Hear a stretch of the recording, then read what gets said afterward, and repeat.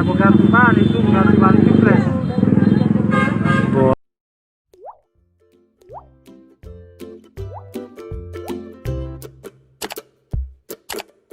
Buaya berkalung ban di Kota Palu kembali muncul dan terekam kamera warga Selasa 1 Desember 2020 siang.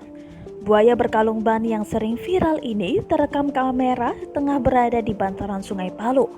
Video buaya berkalung ban ini diunggah oleh akun Instagram @infopalu Selasa sore. Menariknya, dalam video yang merekam kemunculan buaya ini terlihat seorang wanita berada dalam jarak yang sangat dekat dengan buaya berkalung ban tersebut. Buaya berkalung ban yang berukuran besar ini hanya terlihat diam meski ada seorang wanita berbaju merah di dekatnya. Namun, tak lama kemudian buaya berkalung ban itu kembali masuk ke aliran air Sungai Palu. Buaya berkalung ban viral di Kota Palu setelah kembali muncul pada awal 2020. Kemunculannya kemudian membuat upaya untuk menyelamatkannya dilakukan oleh beberapa pihak. Dahulu Panji Petualang pernah melakukan upaya penyelamatan namun gagal.